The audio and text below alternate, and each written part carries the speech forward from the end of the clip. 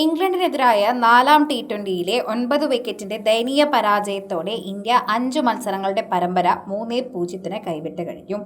അതിന്റെ വാർത്തകളെല്ലാം തന്നെ കൃത്യമായി നിൽക്കുമ്പോഴും ആ വാർത്തയ്ക്ക് തൊട്ടു പിന്നാലെ തന്നെ ഓരോ വാർത്തയും അച്ചടിയായി തന്നെ പുറത്തു വരുന്നുണ്ട്.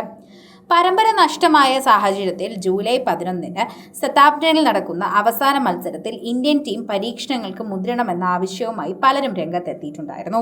മുൻ വിക്കറ്റ് കീപ്പർ പാർത്ഥിവ് പട്ടേലാണ് രംഗത്ത് ഇപ്പോൾ എത്തിയിരിക്കുന്നത്.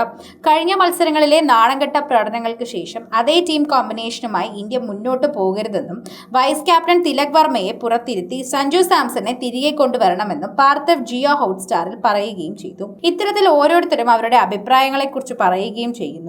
ടീം കോമ്പിനേഷനുമായി ബന്ധപ്പെട്ട് തന്നെയാണ് എല്ലാവരും ഈ ഒരു വാർത്തയെപ്പറ്റി സംസാരിക്കുന്നത്. സഞ്ജു സാംസനെ തിരികെ കൊണ്ടുവരണമെന്നാണ് ഭൂരിഭാഗം പേരും ആഗ്രഹിക്കുന്നത്.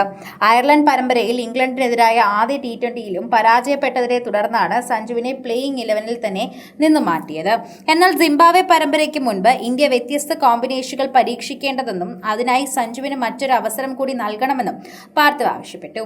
പാർത്ഥിവ് പട്ടേൽ പറഞ്ഞത്, സഞ്ജു സാംസണെ ടീമിലേക്ക് കൊണ്ടുവരണമെങ്കിൽ ആർക്ക് പകരം കളിപ്പിക്കുമെന്ന ചോദ്യം സ്വാഭാവികമായും ഉയരുന്നു എന്നതാണ്.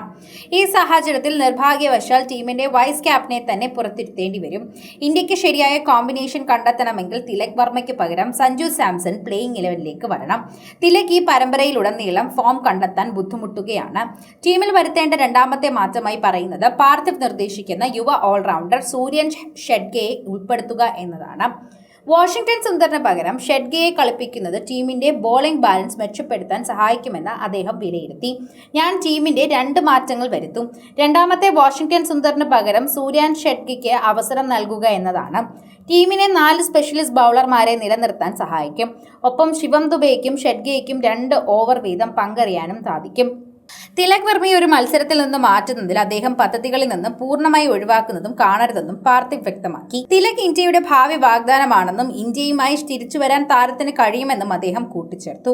ലോകകപ്പിൽ അക്സർ പട്ടേൽ വൈസ് ക്യാപ്റ്റനായിരുന്നുവെന്നും എന്നിട്ടും ദക്ഷിണാഫ്രിക്കയ്ക്കെതിരായ മത്സരത്തിൽ അദ്ദേഹത്തിന് പുറത്തിരിക്കേണ്ടി വന്നുവെന്നും ടീം കോമ്പിനേഷൻ ശരിയാകുന്നില്ലെങ്കിൽ ഇത്തരം തീരുമാനങ്ങൾ എടുത്തേ മതിയാകുമെന്നും അതെല്ലാവർക്കും മനസ്സിലാക്കാനുള്ള കഴിവുണ്ടെന്നും സഞ്ജുവിന് അത്തരത്തിലൊരു പ്രശ്നവും ഉണ്ടാകില്ല എന്നും എന്നാൽ സഞ്ജുവിനെ തിരികെ കൊണ്ടുവരണമെന്നാണ് എന്റെ അഭിപ്രായമെന്നും പാർത്ഥിവ് രംഗത്തെത്തി. പറഞ്ഞുകൊണ്ട് രംഗത്തെത്തുമ്പോൾ തന്നെ ചില നിർണായക തീരുമാനങ്ങളും നീക്കങ്ങളും ഇതിനെക്കുറിച്ച് സംസാരിക്കുകയും ചെയ്യുന്നുണ്ട്.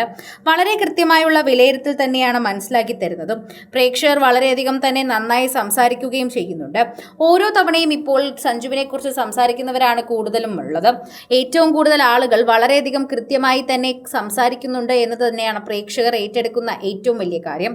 അതോടൊപ്പം സോഷ്യൽ മീഡിയ പോസ്റ്റുകളും വളരെയധികം തന്നെ ചർച്ചയായി മാറുന്നു എന്നതുകൂടി പറയാൻ പറ്റുന്നുണ്ട്.